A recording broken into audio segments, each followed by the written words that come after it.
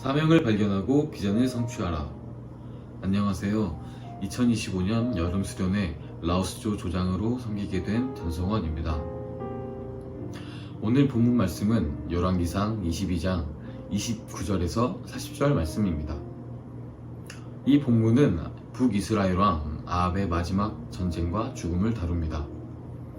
아합은 아람과의 전쟁에서 하나님의 예언, 죽을 것이라는 미가야의 경고를 무시하고 변장하여 전쟁에 참여합니다. 전투 중 한 병사가 무심코 쏜 화살이 아합의 갑옷 틈을 맞히면서 그는 병거 안에서 피를 흘리며 죽습니다. 이후 병거가 씻겨지는 장면에서 개들이 피를 핥는 장면은 엘리야 선지자를 통해 예언된 하나님의 심판이 정확히 성취되었음을 보여줍니다.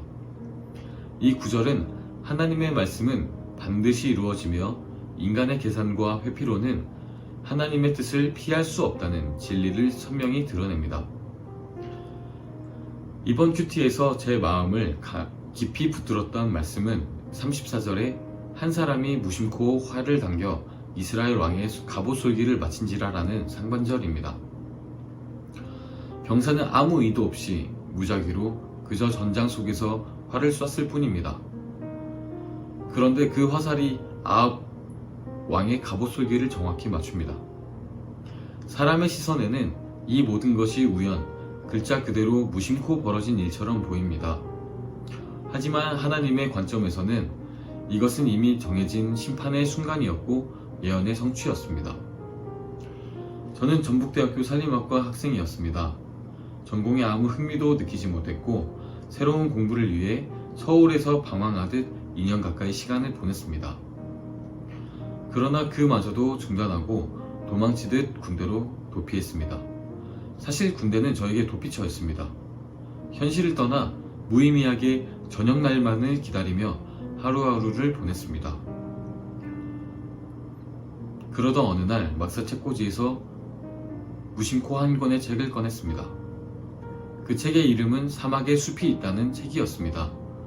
사막에 묵묵히 나무를 심어 물이 없고 가난한 땅에 생명을 불어넣는 부부의 이야기를 읽고 그때부터 저의 관심은 농업을 통한 빈곤 국가의 회복으로 이어졌습니다. 그 꿈을 현실로 이루기 위해 고민하고 기도했습니다.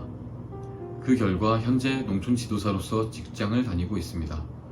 그리고 지금도 그 비전을 이뤄가기 위해 하나님의 인도하심을 바라며 기도하고 매일을 하나님과 동행하기 위해 노력하고 있습니다. 군대에서 사막에 숲이 있다라는 책을 읽게 된 것은 계획된 일이 아니었습니다. 누가 추천해 준 것도 일부러 찾은 것도 아니었습니다. 하지만 이번 본문 말씀을 묵상하면서 다시 깨닫게 되었습니다. 그 책은 하나님께서 정확한 타이밍에 정확한 장소에서 제게 펼쳐주신 삶의 전환점이었습니다. 무심코 손으로 꺼냈던 그 한 권의 책, 하나님께서는 그 작은 시작을 통해 저를 불러내셨습니다. 삶 속에 무심코 지나간 어느 한 순간 하나님께서 준비하신 장면일 수 있습니다. 그 순간을 놓치지 마십시오. 하나님께서는 아주 작고 소소한 일에도 정밀하게 일하십니다. 함께 기도드리겠습니다. 하나님, 우리의 삶에서 일어나는 모든 일들 가운데 주님의 손길을 느끼고 감동하는 마음을 주시옵소서. 우연처럼 보이는 일들 속에서도 하나님의 섭리를 읽어낼 수 있는 민감한 영적 감각을 허락하여 주시옵소서. 작은 일상의 순간들조차도 하나님의 뜻을 구하는 마음을 주시고 그 뜻에 순종으로 반응하는 믿음을 허락하여 주시옵소서. 하루의 크고 작은 일들 가운데 사명을 발견하고 그 후 삶의 방향이 허락하신 비전을 성취해 나가는 역사가 이루어지게 하여 주시옵소서. 예수님 이름으로 기도합니다.